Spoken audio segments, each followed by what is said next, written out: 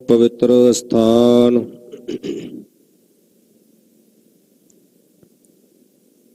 गुरुद्वारा श्री दुख निवारण साहिब विखे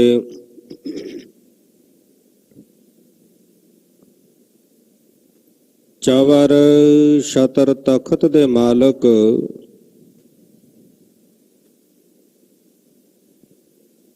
दस पातशाहियों के आत्मक स्वरूप हाजरा हजूर जहरा जहूर सर्व कला भरपूर धन धन साहिब श्री गुरु ग्रंथ साहिब पातशाह जी दी पावन पवित्र बारगाह विच जुड़ बैठे गुरु सवारी गुरु खालसा सत संगत जीओ।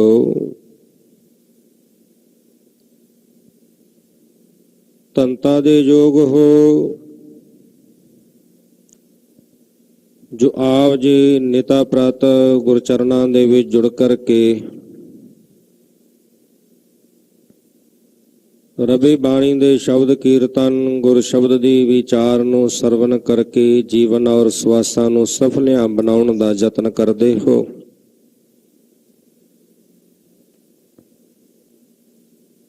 बहुत ही प्रेम दे विच भिज करके गुरु के कीर्तनीय आसा की वार दे शब्द कीर्तन गायन कर रहे सन। आप समुचिया संगतां मंत्र मुग्ध होए रबी बाणी दे शब्द कीर्तन सरवण कर रहे सी। उपरंत अमृत वेले जो सतगुरु धन साहिब श्री गुरु ग्रंथ साहिब पातशाह जी ने पावन तख्तां ते सुभाए मन हो करके पावन मुख वाक दी दात बख्शिश कीती जो हुणे आप जी ने सरवण कीते हन। अमृत वेले आए हुए पावन मुखवाक दी विचार करन दे लई आपां सारे जुड़ बैठे हाँ।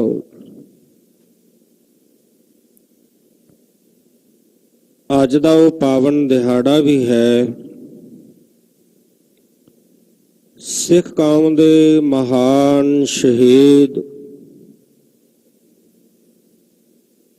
सचखंड श्री हरमंदर साहिब दे मुख ग्रंथी शहीद भाई मनी सिंह जी का शहीदी दिहाड़ा आप गुरचरणा दे विच जुड़ करके श्रद्धा सत्कार अकीदत भेंट करदियां मना रहे हो।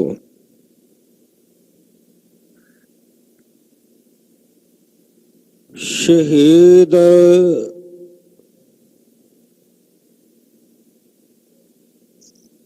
तो भाव है दुनिया दे उत्ते हो रहे जुल्म दी गवाही देण वाला मौत दे दरवाजे नूं लंघ करके जिहड़ा अपनी इत्थे शहादत दिंदा है मौत दा दरवाजा लंघ के उस अकाल पुरख वाहिगुरु परमेश्वर दी दरगाह दे विच हो रहे जुल्म दी ओ गवाही दिंदा है। शहादत तो भाव है गवाह बनना गवाही देनी। अज भी पुलिस वाले वीर जदों गवाही देण वास्ते जाना हुंदा ते कहंदे ने शहादत ते चले आ।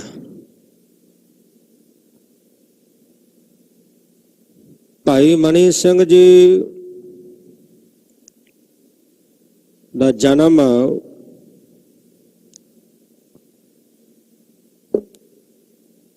मुल्तान दे नजदीक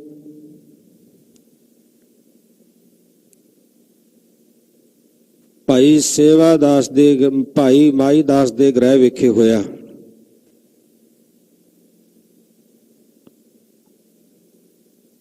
कई विद्वान लिखते ने कि भाई मनी सिंह जी का जन्म कैंबोवाल नेड़े सुनाम दे होया, पर बहुते विद्वानां दा यह मनना है कि मुल्तान दे नज़दीक भाई मनी सिंह जी का 1701 ਦੇ ਵਿੱਚ जन्म होया।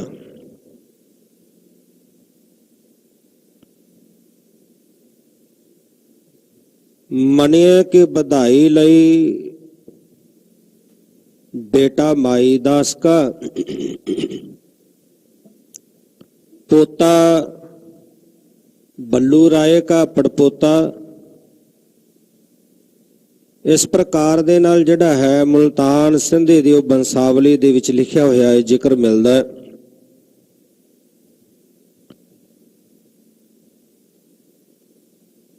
धन गुरु हरगोबिंद साहब पातशाह जी दे समय तो ही भाई मनी सिंह दे परिवार दा जिहड़ा नाता सी ओह गुरु घर दे नाल जुड़िया। बल्लू राय दादा जी सन भाई मनी सिंह दे।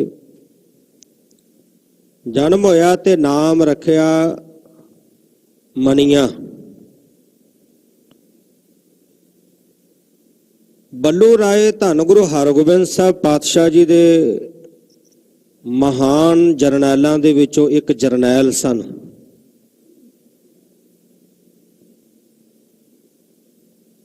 तेरह साल की उम्र हुई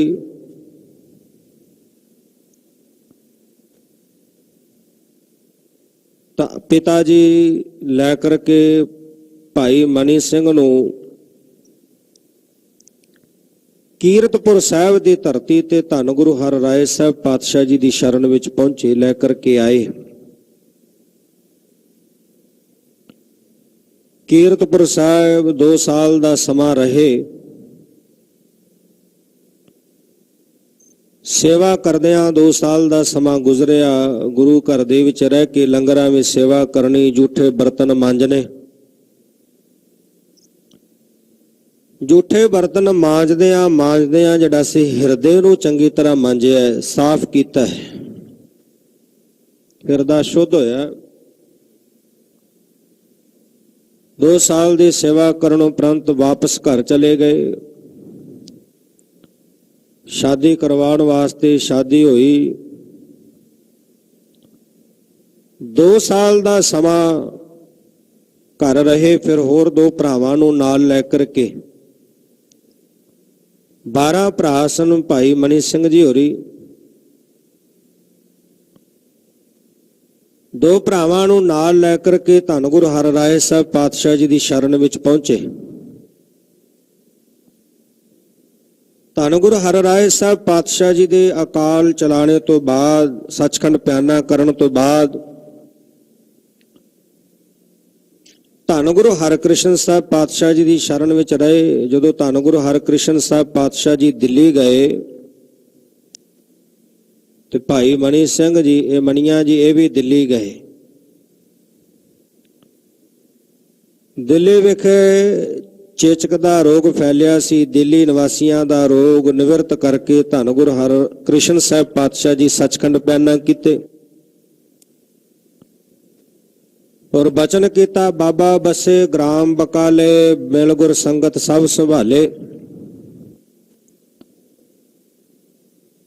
तब भाई मनी सिंह जी फिर दिल्ली तो बाबा बकाला नगर पहुंच गए धन गुरु तेग बहादुर साहब पातशाह जी के पास। धन गुरु तेग बहादुर साहब पातशाह जी आनंदपुर साहब जो नगर वसाया, चक नानकी दा नाम पहला रखिया। उदों भाई मनी सिंह जी नाल आए आनंदपुर साहब, इत्थे सेवा विच रहे।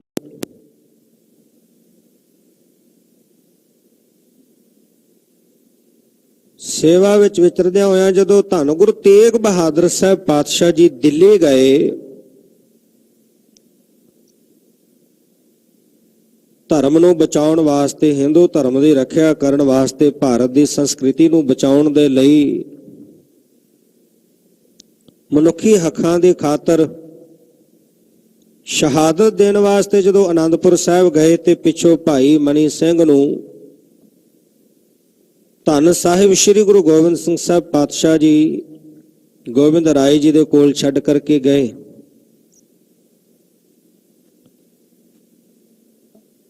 ਜਦੋਂ ਪਾਉਂਟਾ ਸਾਹਿਬ ਆਏ ਸਤਿਗੁਰੂ ਪਾਤਸ਼ਾਹ ਜੀ, ਉਦੋਂ ਵੀ ਭਾਈ ਮਨੀ ਸਿੰਘ ਨਾਲ ਸਨ। ਭੰਗਾਣੀ ਦਾ ਯੁੱਧ ਹੋਇਆ ਤੇ ਸ਼ਸਤਰ ਵਿਦਿਆ ਵਿੱਚ ਵੀ ਬੜੇ ਨਿਪੁੰਨ ਸਨ, ਬੜੇ ਫੁਰਤੀਲੇ ਸਨ, ਯੋਧੇ ਸਨ।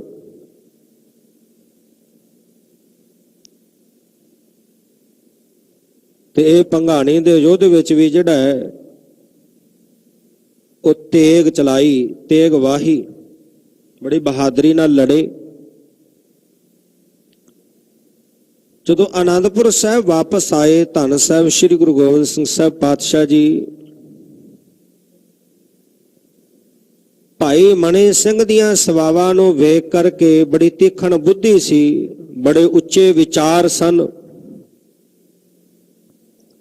ਭਾਈ ਗੁਰਦਾਸ ਜੀ ਤੋਂ ਬਾਅਦ ਜਿਹੜੇ ਮਹਾਨ ਵਿਦਵਾਨ ਕਹੀਏ ਭਾਈ ਮਨੀ ਸਿੰਘ ਨੂੰ ਤੇ ਕੋਈ ਅਤਕਥਨੀ ਨਹੀਂ ਹੋਵੇਗੀ। ਗਿਆਨ ਰਤਨਾਵਲੀ, ਭਗਤ ਰਤਨਾਵਲੀ ਬਹੁਤ ਉੱਚੀਆਂ ਜਿਹੜੀਆਂ ਨੇ, ਇਹਨਾਂ ਦੀਆਂ 2 ਲਿਖੀਆਂ ਹੋਈਆਂ ਪੁਸਤਕਾਂ ਨੇ। ਇਹਨਾਂ ਦੀਆਂ ਸੇਵਾਵਾਂ ਨੂੰ ਵੇਖ ਕਰਕੇ ਧੰਨ ਸਾਹਿਬ ਸ੍ਰੀ ਗੁਰੂ ਗੋਬਿੰਦ ਸਿੰਘ ਸਾਹਿਬ ਪਾਤਸ਼ਾਹ ਜੀ ਨੇ ਦੀਵਾਨ ਦੀ ਪਦਵੀ ਜਿਹੜੀ ਆ ਬਖਸ਼ਿਸ਼ ਕੀਤੀ, ਗੁਰੂ ਘਰ ਦੇ ਦੀਵਾਨ ਬਣੇ।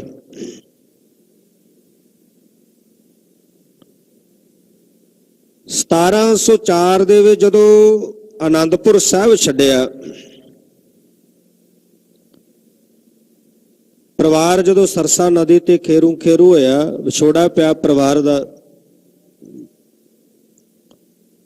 ਤਾਂ ਉਸ ਵਕਤ ਭਾਈ ਮਨੀ ਸਿੰਘ ਜੀ ਆਨੰਦਪੁਰ ਸਾਹਿਬ ਰਹਿੰਦੇ ਆ। ਜਦੋਂ ਖਾਲਸਾ ਪੰਥ ਸਾਜਿਆ, ਉਦੋਂ ਗੁਰੂ ਸਾਹਿਬ ਜੀ ਤੋਂ ਅੰਮ੍ਰਿਤ ਦੀ ਦਾਤ ਪ੍ਰਾਪਤ ਕੀਤੀ। ਮਣੀਏ ਤੋਂ ਭਾਈ ਮਨੀ ਸਿੰਘ ਬਣੇ, ਸਿੰਘ ਸਜੇ।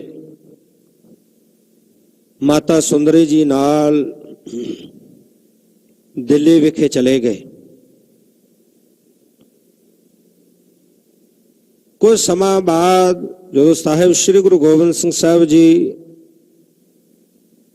ਮੁਕਤਸਰ ਦੀ ਜੰਗ ਹੋਈ, ਦਮਦਮਾ ਸਾਹਿਬ ਆਏ ਤੇ ਦਮਦਮਾ ਸਾਹਿਬ ਰਹਿ ਕੇ ਜਦੋਂ ਧੰਨ ਸਾਹਿਬ ਸ੍ਰੀ ਗੁਰੂ ਗ੍ਰੰਥ ਸਾਹਿਬ ਪਾਤਸ਼ਾਹ ਜੀ ਦੀ ਸੰਪੂਰਨਤਾ ਕੀਤੀ, ਧੰਨ ਸਾਹਿਬ ਸ੍ਰੀ ਗੁਰੂ ਤੇਗ ਬਹਾਦਰ ਸਾਹਿਬ ਜੀ ਦੀ ਬਾਣੀ ਵਿੱਚ ਦਰਜ ਕੀਤੀ। ਸਾਰੀ ਬਾਣੀ ਧੰਨ ਸਾਹਿਬ ਸ੍ਰੀ ਗੁਰੂ ਗੋਬਿੰਦ ਸਿੰਘ ਸਾਹਿਬ ਪਾਤਸ਼ਾਹ ਜੀ ਨੇ ਆਪਣੇ ਮੁਖ ਤੋਂ ਉਚਾਰਨ ਕੀਤੀ।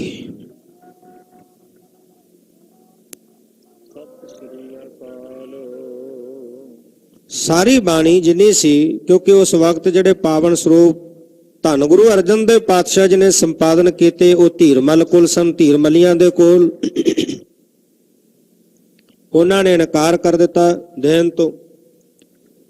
ਸੋ ਸਾਰੀ ਬਾਣੀ ਜਿਹੜੀ ਆ ਮੁਖ ਤੋਂ ਉਚਾਰਨ ਕਰਕੇ ਭਾਈ ਮਨੀ ਸਿੰਘ ਜੀ ਤੋਂ ਲਿਖਵਾਈ। ਭਾਈ ਮਨੀ ਸਿੰਘ ਜੀ ਨੇ ਲਿਖਣ ਦੀ ਸੇਵਾ ਕੀਤੀ।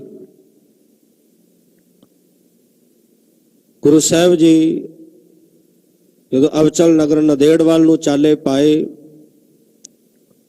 ਕੁਝ ਰਸਤੇ ਨਾਲ ਗਏ, ਫਿਰ ਦਿੱਲੀ ਮਾਤਾ ਜੀ ਕੋਲ, ਮਾਤਾ ਸੁੰਦਰੀ ਜੀ ਕੋਲ, ਮਾਤਾ ਸੁੰਦਰ ਕੌਰ ਜੀ ਕੋਲ ਚਲੇ ਗਏ। ਜਦੋਂ ਗੁਰੂ ਸਾਹਿਬ ਜੀ ਦੇ ਸੱਚਖੰਡ ਪਿਆਨਾ ਕਰਨ ਤੋਂ ਬਾਅਦ ਤਤ ਖਾਲਸਾ ਤੇ ਬੰਦਈ ਖਾਲਸਾ ਦੇ ਵਿੱਚ ਝਗੜਾ ਹੋਇਆ, ਤਾਂ ਮਾਤਾ ਸੁੰਦਰੀ ਜੀ ਨੇ ਝਗੜਾ ਨਿਬੇੜਨ ਵਾਸਤੇ ਤੇ ਸੱਚਖੰਡ ਸ੍ਰੀ ਹਰਿਮੰਦਰ ਸਾਹਿਬ ਦੀਆਂ ਸੇਵਾਵਾਂ ਨਿਭਾਉਣ ਵਾਸਤੇ ਭਾਈ ਮਨੀ ਸਿੰਘ ਜੀ ਨੂੰ ਭੇਜਿਆ। ਭਾਈ ਮਨੀ ਸਿੰਘ ਜੀ ਆਏ, ਬੜੇ ਦੂਰ ਅੰਦੇਸ਼ੀ ਦੇ ਮਾਲਕ ਸਨ, ਉੱਚੀ ਸੁੱਚੀ ਸੋਚ ਸੀ, ਵਿਦਵਾਨ ਸਨ। ਇਹ ਪਿਆ ਹੋਇਆ ਜਿਹੜਾ ਝਗੜਾ ਸੀ ਉਹ ਭਾਈ ਮਨੀ ਸਿੰਘ ਜੀ ਨੇ ਆ ਕੇ ਨਿਬੇੜਿਆ। ਔਰ ਸੱਚਖੰਡ ਸ੍ਰੀ ਹਰਿਮੰਦਰ ਸਾਹਿਬ ਦੇ ਮੁੱਖ ਗ੍ਰੰਥੀ ਦੀਆਂ ਸੇਵਾਵਾਂ ਜਿਹੜੀਆਂ ਨੇ, ਉਹ ਪੰਥ ਨੇ ਇਹਨਾਂ ਨੂੰ ਜਿਹੜੀਆਂ ਇਹਨਾਂ ਦੀ ਝੋਲੀ ਵਿੱਚ ਪਾਈਆਂ, ਮੁੱਖ ਗ੍ਰੰਥੀ ਨਿਯੁਕਤ ਕੀਤਾ। ਔਰ ਬੜੀ ਸੂਝ-ਬੂਝ ਦੇ ਨਾਲ ਗੁਰੂ ਸਾਹਿਬ ਜੀ ਦੀ ਭਾਵਨੀ ਵਿੱਚ ਰਹਿ ਕੇ ਜਿਹੜੀ ਸੀ ਸਾਰੀ ਸੇਵਾ ਸੱਚਖੰਡ ਸ੍ਰੀ ਹਰਿਮੰਦਰ ਸਾਹਿਬ ਦੀ ਨਿਭਾਉਂਦੇ, ਜੋ ਮਰਿਆਦਾ ਸੀ ਧੰਨ ਗੁਰੂ ਅਰਜਨ ਦੇਵ ਪਾਤਸ਼ਾਹ ਜੀ ਨੇ ਆਪ ਕਾਇਮ ਕੀਤੀ, ਉਹ ਸਾਰੀ ਮਰਿਆਦਾ ਉਸੇ ਤਰ੍ਹਾਂ ਬਹਾਲ ਕੀਤੀ। ਉਸ ਵਕਤ ਜ਼ਕਰੀਆ ਖਾਨ ਵਰਗਿਆਂ ਨੇ ਬੜੀਆਂ ਪਾਬੰਦੀਆਂ ਲਾਈਆਂ ਸਨ। ਮਾਹੌਲ ਐਸਾ ਬਣ ਚੁੱਕਾ ਸੀ ਜਿਹੜਾ ਕਹਿੰਦਾ ਸੀ ਮੈਂ ਸਿੱਖਾਂ ਦਾ ਖੁਰਾ ਖੋਜ ਮਿਟਾ ਦੇਣਾ ਹੈ। ਇਸ ਡਰ ਦੇ ਕਾਰਨ ਜਿਹੜੀਆਂ ਸਿੱਖ ਸੰਗਤਾਂ ਸਨ ਬਹੁਤ ਘੱਟ ਸੱਚਖੰਡ ਸ੍ਰੀ ਹਰਿਮੰਦਰ ਸਾਹਿਬ ਪਹੁੰਚਦੀਆਂ। ਭਾਈ ਮਨੀ ਸਿੰਘ ਜੀ ਨੇ ਵਿਚਾਰਿਆ ਕਿ ਦੀਵਾਲੀ ਦਾ ਦਿਨ ਨੇੜੇ ਆ ਰਿਹਾ ਹੈ ਤੇ ਕਿਉਂ ਨਾ ਵੱਡੇ ਪੱਧਰ ਤੇ ਜਿਹੜਾ ਦੀਵਾਲੀ ਦਾ ਦਿਹਾੜਾ ਇੱਥੇ ਸੱਚਖੰਡ ਸ੍ਰੀ ਹਰਿਮੰਦਰ ਸਾਹਿਬ ਵਿਖੇ ਮਨਾਇਆ ਜਾਵੇ। ਇੱਕ ਕਹਾਵਤ ਵੀ ਬਣੀ ਸੀ, ਦਾਲ ਰੋਟੀ ਘਰ ਦੀ, ਦੀਵਾਲੀ ਅੰਮ੍ਰਿਤਸਰ ਦੀ। ਬਹੁਤ ਵੱਡੇ ਪੱਧਰ ਤੇ ਜੋੜ ਮੇਲਾ ਭਰਦਾ। ਵਿਚਾਰਿਆ ਕਿ ਹਾਲਾਤਾਂ ਦੇ ਕਾਰਨ ਸਿੱਖ ਸੰਗਤਾਂ ਸੱਚਖੰਡ ਸ੍ਰੀ ਹਰਿਮੰਦਰ ਸਾਹਿਬ ਨਹੀਂ ਪਹੁੰਚਦੀਆਂ, ਬਹੁਤ ਘੱਟ ਸੰਗਤਾਂ ਆਉਂਦੀਆਂ ਨੇ। ਲੰਬਾ ਸਮਾਂ ਹੋ ਗਿਆ ਕਿ ਕਿਉਂ ਨਾ ਕੋਈ ਵਿਉਂਤਬੰਦੀ ਕਰਕੇ ਸਿੱਖ ਸੰਗਤਾਂ ਨੂੰ ਇੱਥੇ ਬੁਲਾਇਆ ਜਾਵੇ, ਸਿੱਖ ਸੰਗਤਾਂ ਦੀ ਇਕੱਤਰਤਾ ਹੋਵੇ, ਸਿੱਖ ਸੰਗਤਾਂ ਸੱਚਖੰਡ ਸ੍ਰੀ ਹਰਿਮੰਦਰ ਸਾਹਿਬ ਪਾਵਨ ਅਸਥਾਨ ਦੇ ਦਰਸ਼ਨ ਦੀਦਾਰ ਕਰਨ, ਸਰੋਵਰ 'ਚ ਇਸ਼ਨਾਨ ਕਰਨ। ਨਾਲੇ ਖਾਲਸਾ ਪੰਥ ਇਕੱਠਾ ਹੋਵੇਗਾ, ਕੁਝ ਗੁਰਮਤਿਆਂ ਦੀ ਵਿਚਾਰ ਕੀਤੀ ਜਾਵੇ। ਇਹ ਸਾਰਾ ਕੁਝ ਵਿਚਾਰ ਕਰਕੇ ਕਿਸੇ ਨਾ ਕਿਸੇ ਤਰ੍ਹਾਂ ਜ਼ਕਰੀਆ ਖਾਨ ਨਾਲ ਪਹੁੰਚ ਕਰਕੇ ਜਿਹੜਾ ਸੀ ਉਹ ਇਹ ਪ੍ਰਵਾਨ ਕਰਾ ਲਿਆ, ਦੀਵਾਲੀ ਦਾ ਦਿਹਾੜਾ ਮਨਾਉਣ ਦੀ ਆਗਿਆ ਲੈ ਲਈ।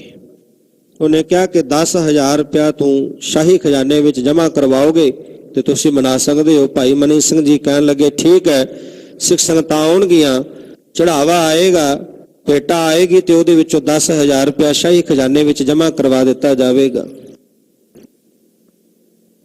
ਹੁਣ ਚਿੱਠੀਆਂ ਲਿਖ ਦਿੱਤੀਆਂ, ਸੁਨੇਹੇ ਭੇਜ ਦਿੱਤੇ ਗਏ ਸਿੱਖ ਸੰਗਤਾਂ ਨੂੰ। ਸਿੱਖ ਸੰਗਤਾਂ ਦੇ ਮਨਾਂ ਅੰਦਰ ਚਾਓ, ਸਿੱਖ ਸੰਗਤਾਂ ਦੇ ਮਨਾਂ ਦੇ ਅੰਦਰ ਖੁਸ਼ੀ ਦੀ ਲਹਿਰ ਦੌੜ ਗਈ, ਕਿਉਂਕਿ ਹਰ ਸਿੱਖ ਜਿੱਥੇ ਵੀ ਦੁਨੀਆ ਦੇ ਕਿਸੇ ਵੀ ਕੋਨੇ ਦੇ ਵਿੱਚ ਬੈਠਾ ਹੈ ਉਹ ਆਪਣੇ ਕੇਂਦਰੀ ਅਸਥਾਨ, ਰੂਹਾਨੀਅਤ ਦਾ ਕੇਂਦਰ ਸੱਚਖੰਡ ਸ੍ਰੀ ਹਰਿਮੰਦਰ ਸਾਹਿਬ ਦੇ ਦਰਸ਼ਨਾਂ ਲਈ ਤੜਫਦਾ ਹੈ। ਉਹ ਹਰ ਰੋਜ਼ ਅਰਦਾਸ ਕਰਦਾ, ਇੱਕ ਅਰਦਾਸ ਪਾਠ ਕੀਰਤ ਕੀ ਗੁਰੂ ਰਾਮਦਾਸ ਰੱਖੋ ਸ਼ਰਨਾਈ। ਅਰਦਾਸ ਕਰਦਾ ਸਿੱਖ ਸੱਚਖੰਡ ਦੇ ਦਰਸ਼ਨਾਂ ਵਾਸਤੇ। ਜਦੋਂ ਸਮਾਂ ਮਿਲੇ ਉਦੋਂ ਸਿੱਖ ਪਹੁੰਚਦਾ ਸੱਚਖੰਡ ਸ੍ਰੀ ਹਰਿਮੰਦਰ ਸਾਹਿਬ ਵਿਖੇ। ਸਿੱਖ ਸੰਗਤਾਂ ਦੇ ਮਨਾਂ ਅੰਦਰ ਚਾਉ ਪੈਦਾ ਹੋਇਆ, ਖੁਸ਼ੀ ਦੀ ਲਹਿਰ ਦੌੜੀ, ਤਿਆਰੀਆਂ ਹੋਣ ਲੱਗੀਆਂ। ਇਧਰੋਂ ਜ਼ਕਰੀਆ ਖਾਨ ਦੀ ਨੀਤ ਬਦਲ ਗਈ, ਜਿਹੜਾ ਕਹਿੰਦਾ ਸੀ ਮੈਂ ਸਿੱਖਾਂ ਦਾ ਖੁਰਾ ਖੋਜ ਮਿਟਾ ਦੇਣਾ, ਕਿਉਂਕਿ ਹਾਲਾਤ ਹੀ ਐਸੇ ਬਣਾ ਦਿੱਤੇ ਸਨ। ਸਿੱਖ ਜਿਹੜੇ ਸਨ ਉਹ ਘਰ ਘਾਟ ਛੱਡ ਕੇ ਜੰਗਲ ਬੇਲਿਆਂ ਛੰਭਾਂ ਵਿੱਚ ਰਹਿ ਕੇ ਆਪਣਾ ਜੀਵਨ ਬਸਰ ਕਰਦੇ। ਇਹਨੇ ਸੋਚਿਆ ਕਿ ਬੜਾ ਵਧੀਆ ਮੌਕਾ ਹੈ, ਸਮੁੱਚੀਆਂ ਸਿੱਖ ਸੰਗਤਾਂ ਇੱਥੇ ਖਾਲਸਾ ਇਕੱਠਾ ਹੋਵੇਗਾ, ਵੱਡੀ ਗਿਣਤੀ ਵਿੱਚ ਫੌਜ ਭੇਜ ਕੇ ਇੱਥੇ ਹੀ ਮਰਵਾ ਦਿਆਂਗਾ, ਖਤਮ ਕਰ ਦੇਵਾਂਗਾ ਸਿੱਖਾਂ ਨੂੰ। ਇਹਦੀ ਬਦਲੀ ਹੋਈ ਨੀਅਤ ਦਾ ਜਿਹੜਾ ਸੀ ਉਹ ਭਾਈ ਮਨੀ ਸਿੰਘ ਜੀ ਨੂੰ ਪਤਾ ਲੱਗਿਆ। ਇਹਨੇ ਜਿਹੜੀਆਂ ਸੀ ਫੌਜਾਂ ਔਰ ਅੰਮ੍ਰਿਤਸਰ ਸਾਹਿਬ ਭੇਜਣੀਆਂ ਸ਼ੁਰੂ ਕਰ ਦਿੱਤੀਆਂ, ਘੇਰਾਬੰਦੀ ਨਾਕਾਬੰਦੀ ਕਰਨੀ ਸ਼ੁਰੂ ਕੀਤੀ। ਤੇ ਜਦੋਂ ਭਾਈ ਮਨੀ ਸਿੰਘ ਜੀ ਨੂੰ ਇਹ ਗੱਲ ਦਾ ਪਤਾ ਲੱਗਾ ਕਿ ਇਹਦੀ ਨੀਅਤ ਬਦਲ ਗਈ ਹੈ, ਭਾਈ ਮਨੀ ਸਿੰਘ ਜੀ ਨੇ ਉਸੇ ਵੇਲੇ ਸਿੱਖ ਸੰਗਤਾਂ ਨੂੰ ਸੁਨੇਹੇ ਭੇਜ ਦਿੱਤੇ ਕਿ ਕੋਈ ਵੀ ਸਿੱਖ ਅੰਮ੍ਰਿਤਸਰ ਸਾਹਿਬ ਨਾ ਆਵੇ, ਜ਼ਕਰੀਆ ਖਾਨ ਦੀ ਨੀਤ ਬਦਲ ਚੁੱਕੀ ਹੈ। ਜਦੋਂ ਸੁਨੇਹੇ ਮਿਲੇ ਸਿੱਖ ਸੰਗਤਾਂ ਉੱਥੇ ਹੀ ਰੁਕ ਗਈਆਂ ਜਿੱਥੇ ਜਿੱਥੇ ਆਪਣੇ ਨਗਰਾਂ ਵਿੱਚ ਸਨ। ਕੋਈ ਵੀ ਨਹੀਂ ਪਹੁੰਚਿਆ ਅੰਮ੍ਰਿਤਸਰ ਸਾਹਿਬ। ਦੀਵਾਲੀ ਦਾ ਦਿਨ ਲੰਘ ਗਿਆ। ਜ਼ਕਰੀਆ ਖਾਨ ਕਹਿਣ ਲੱਗਾ ਕਿ 10,000 ਰੁਪਇਆ ਜਮ੍ਹਾਂ ਕਰਵਾਓ। ਭਾਈ ਮਨੀ ਸਿੰਘ ਕਹਿੰਦੇ ਵੀ ਸੰਗਤ ਤਾਂ ਆਈ ਨਹੀਂ, ਸੰਗਤ ਆਉਂਦੀ ਤੇ ਫਿਰ ਭੇਟਾ ਆਉਣੀ ਸੀ, ਫਿਰ ਮਾਇਆ ਅਸੀਂ ਜਮ੍ਹਾਂ ਕਰਵਾਉਂਦੇ। ਗ੍ਰਿਫਤਾਰ ਕਰ ਲਿਆ ਗਿਆ, ਲਾਹੌਰ ਲੈ ਗਏ। ਲਿਜਾ ਕਰਕੇ ਕਹਿਣ ਲੱਗੇ ਕਿ 10,000 ਰੁਪਇਆ ਜਮ੍ਹਾਂ ਕਰਵਾਓ। ਦੋ ਹੀ ਤੁਹਾਡੇ ਕੋਲ ਤਰੀਕੇ ਨੇ ਜਾਨ ਬਚਾਉਣ ਦੇ, ਜਾਂ ਤਾਂ 10,000 ਰੁਪਏ ਜਮ੍ਹਾਂ ਕਰਵਾਓ ਸ਼ਾਹੀ ਖਜ਼ਾਨੇ ਵਿੱਚ ਜਿਹੜਾ ਤੁਸੀਂ ਇਕਰਾਰ ਕੀਤਾ ਸੀ, ਤੇ ਜਾਂ ਫਿਰ ਇਸਲਾਮ ਕਬੂਲ ਕਰ ਲਵੋ, ਦੀਨ ਕਬੂਲ ਕਰ ਲਵੋ, ਜਾਨ ਬਖਸ਼ ਦਿਆਂਗੇ। ਤਾਂ ਭਾਈ ਮਣੀ ਸਿੰਘ ਜੀ ਕਹਿਣ ਲੱਗੇ ਕਿ ਗੱਲ ਜਿਹੜੀ ਤੁਸੀਂ 10,000 ਦੀ ਕਰਦੇ ਹੋ ਉਹਦੇ ਤੇ ਤੁਹਾਡੀ ਨੀਅਤ ਬਦਲੀ। ਤੁਸੀਂ ਫੌਜਾਂ ਲਾਈਆਂ, ਅੰਮ੍ਰਿਤਸਰ ਸਿੱਖ ਸੰਗਤਾਂ ਨਹੀਂ ਪਹੁੰਚੀਆਂ, ਇਸ ਕਰਕੇ ਅਸੀਂ ਮਾਇਆ ਜਮਾ ਨਹੀਂ ਕਰਵਾ ਸਕਦੇ। ਦੂਜੀ ਰਹੀ ਗੱਲ ਇਸਲਾਮ ਕਬੂਲ ਕਰਨ ਦੀ, ਕਹਿਣ ਲੱਗੇ ਮੈਂ ਆਪਣੇ ਗੁਰੂ ਦਾ ਪੱਲਾ ਨਹੀਂ ਛੱਡ ਸਕਦਾ, ਮੈਂ ਆਪਣੇ ਧਰਮ ਤੋਂ ਜਿਹੜਾ ਹੈ ਉਹ ਡੋਲ ਨਹੀਂ ਸਕਦਾ, ਧਰਮ ਨਹੀਂ ਤਿਆਗ ਸਕਦਾ ਆਪਣਾ। ਮੌਤ, ਸਰੀਰਕ ਮੌਤ ਨੇ ਤਾਂ ਇੱਕ ਦਿਨ ਆਉਣਾ ਹੀ ਹੈ। ਜਿਨ੍ਹਾਂ ਦੇ ਬਾਬਤ ਆਪਾਂ ਭਗਤ ਕਬੀਰ ਸਾਹਿਬ ਦੇ ਬਚਨ ਪੜ੍ਹਦੇ ਹਾਂ, ਗਗਨ ਦਮਾਮਾ ਬਾਜਿਓ ਪਰਿਓ ਨਿਸ਼ਾਨਾ ਘਾਓ, ਖੇਤ ਜੋ ਮਾਂਡਿਓ ਸੂਰਮਾ ਅਬ ਜੂਝਨ ਕੋ ਦਾਓ, ਸੂਰਾ ਸੋ ਪਹਿਚਾਨੀਐ ਜੋ ਲੜੈ ਦੀਨ ਕੇ ਹੇਤ, ਪੁਰਜਾ ਪੁਰਜਾ ਕੱਟ ਮਰੈ ਕਬੂ ਨਾ ਛੱਡੈ ਖੇਤ। ਹੁਣ ਜ਼ਕਰੀਆ ਖਾਨ ਨੇ ਹੁਕਮ ਦੇ ਦਿੱਤਾ ਕਿ ਇਹਨਾਂ ਨੂੰ ਬੰਦ ਕੱਟ ਕੇ ਸ਼ਹੀਦ ਕਰ ਦਿੱਤਾ ਜਾਵੇ। ਹੁਕਮ ਪਾ ਕੇ ਜਲਾਦ ਨੇ ਜਦੋਂ ਹੁਣ ਭਾਈ ਮਣੀ ਸਿੰਘ ਜੀ ਦਾ ਬੰਦ ਕੱਟਣਾ ਸ਼ੁਰੂ ਕੀਤਾ ਤਾਂ ਗੁੱਟ ਤੋਂ ਸ਼ੁਰੂ ਕਰਨ ਲੱਗਾ। ਜਲਾਦ ਦਾ ਹੱਥ ਫੜ ਲਿਆ। ਜਲਾਦ ਨੇ ਸਮਝਿਆ ਕਿ ਕਿਤੇ ਸ਼ਾਇਦ ਭਾਈ ਮਣੀ ਸਿੰਘ ਡਰ ਗਿਆ। ਜਲਾਦ ਨੂੰ ਕਹਿਣ ਲੱਗੇ, ਭਾਈ ਮਣੀ ਸਿੰਘ ਜੀ ਕਿ ਤੈਨੂੰ ਹੁਕਮ ਹੈ ਮੇਰਾ ਬੰਦ ਕੱਟਣ ਦਾ, ਮੇਰੇ ਗੁਰੂ ਦਾ ਮੈਨੂੰ ਹੁਕਮ ਹੈ ਬੰਦ ਕਟਵਾਉਣ ਦਾ, ਤੇ ਇੰਨੀ ਕਾਹਲੀ ਨਾ ਕਰ। ਬੰਦ ਮੇਰਾ ਇੱਕ ਪੋਟੇ ਤੋਂ ਸ਼ੁਰੂ ਹੁੰਦਾ ਹੈ, ਇੱਥੋਂ ਸ਼ੁਰੂ ਕਰਕੇ ਮੇਰਾ ਬੰਦ ਕੱਟਣਾ ਸ਼ੁਰੂ ਕਰ। ਉਧਰੋਂ ਭਾਈ ਸਾਹਿਬ ਜੀ ਨੇ ਬਾਣੀ ਦਾ ਜਾਪ ਆਰੰਭ ਕਰ ਲਿਆ। ਜਲਾਦ ਨੇ ਬੰਦ ਕੱਟਣਾ ਸ਼ੁਰੂ ਕੀਤਾ। ਇਧਰੋਂ ਜਪਜੀ ਸਾਹਿਬ ਜੀ ਦੀ ਬਾਣੀ ਜਿਹੜੀ ਸੰਪੂਰਨ ਹੋਈ, ਤੇ ਉਧਰੋਂ ਭਾਈ ਸਾਹਿਬ ਜੀ ਦਾ ਬੰਦ ਕੱਟ ਕੇ ਭਾਈ ਮਣੀ ਸਿੰਘ ਜੀ ਨੂੰ ਸ਼ਹੀਦ ਕਰ ਦਿੱਤਾ ਗਿਆ। ਅੱਜ ਐਸੇ ਉਸ ਮਹਾਨ ਸੂਰਬੀਰ ਯੋਧੇ ਜਰਨੈਲ ਸਿੱਖ ਕੌਮ ਦੇ ਮਹਾਨ ਵਿਦਵਾਨ ਸੱਚਖੰਡ ਸ੍ਰੀ ਹਰਿਮੰਦਰ ਸਾਹਿਬ ਦੇ ਮੁੱਖ ਗ੍ਰੰਥੀ ਭਾਈ ਸਾਹਿਬ ਭਾਈ ਮਣੀ ਸਿੰਘ ਜੀ ਦਾ ਸ਼ਹੀਦੀ ਦਿਹਾੜਾ ਹੈ। ਭਾਈ ਮਣੀ ਸਿੰਘ ਜੀ ਉਹਨਾਂ ਦੀ ਸ਼ਹਾਦਤ ਦੇ ਸ਼ਹੀਦੀ ਦਿਹਾੜੇ ਤੇ ਕੋਟਾਨ ਕੋਟ ਉਹਨਾਂ ਨੂੰ ਪ੍ਰਣਾਮ ਹੈ। ਸਮੁੱਚੀਆਂ ਸੰਗਤਾਂ ਅੱਜ ਆਪ ਉਹਨਾਂ ਨੂੰ ਸ਼ਰਧਾ ਸਤਿਕਾਰ ਅਕੀਦਤ ਭੇਟ ਕਰਨ ਲਈ ਗੁਰਚਰਨਾਂ ਵਿੱਚ ਜੁੜੇ ਹੋ। ਲੋੜ ਹੈ ਜਿਹੜਾ ਇਹ ਸਾਡੇ ਉਹਨਾਂ ਸ਼ਹੀਦਾਂ ਨੇ ਇਤਿਹਾਸ ਸਿਰਜਿਆ, ਇਸ ਇਤਿਹਾਸ ਤੋਂ ਆਪਣੇ ਬੱਚਿਆਂ ਨੂੰ ਵਾਕਿਫ ਕਰਵਾਈਏ, ਜਾਣੂ ਕਰਵਾਈਏ। ਅੱਜ ਦਾ ਦਿਹਾੜਾ ਘਰ ਵਿੱਚ ਬੈਠ ਕਰਕੇ ਬੱਚਿਆਂ ਨੂੰ ਦਸੀਏ ਕਿ ਅੱਜ ਭਾਈ ਮਣੀ ਸਿੰਘ ਦਾ ਸ਼ਹੀਦੀ ਦਿਹਾੜਾ, ਸ਼ਹਾਦਤ ਕਿਉਂ ਹੋਈ, ਤੇ ਭਾਈ ਸਾਹਿਬ ਜੀ ਦੀਆਂ ਜੋ ਸੇਵਾਵਾਂ ਨੇ ਉਹਦੇ ਬਾਰੇ ਵੀ ਬੱਚਿਆਂ ਨੂੰ ਦੱਸਣਾ ਕਰੀਏ, ਉਹਨਾਂ ਨੂੰ ਪਤਾ ਲੱਗ ਸਕੇ ਕਿ ਕਿੰਨੇ ਵਡਮੁੱਲੇ ਵਿਰਸੇ ਦੇ ਅਮੀਰ ਵਿਰਸੇ ਦੇ ਉਹ ਮਾਲਕ ਨੇ। ਜੇ ਅੱਜ ਕਿਤੇ ਨਾ ਕਿਤੇ ਬੱਚੇ ਸਿੱਖੀ ਨੂੰ ਤਲਾਂਜਲੀ ਦੇ ਰਹੇ ਨੇ, ਪਤ ਧੋ ਰਹੇ ਨੇ, ਕਮੀ ਸਾਡੇ ਵਿੱਚ ਹੈ ਕਿ ਅਸੀਂ ਉਹਨਾਂ ਨੂੰ ਆਪਣਾ ਇਤਿਹਾਸ ਦੱਸਿਆ ਹੀ ਨਹੀਂ, ਆਪਣੇ ਇਤਿਹਾਸ ਤੋਂ ਜਾਣੂ ਹੀ ਨਹੀਂ ਕਰਵਾਇਆ। ਸੋ ਲੋੜ ਹੈ ਅੱਜ ਦੇ ਦਿਨ ਤੇ ਜਦੋਂ ਵੀ ਇਦਾਂ ਕੋਈ ਦਿਹਾੜਾ ਆਵੇ ਤੇ ਘਰ ਵਿੱਚ ਬੈਠ ਕਰਕੇ ਬੱਚਿਆਂ ਨੂੰ ਜ਼ਰੂਰ ਉਸ ਦਿਨ ਦੇ ਬਾਬਤ ਦਸੀਏ ਜਿਹੜਾ ਸਾਡੇ ਉਹਨਾਂ ਸ਼ਹੀਦਾਂ ਨੇ ਸਾਡਾ ਇਤਿਹਾਸ ਸਿਰਜਿਆ।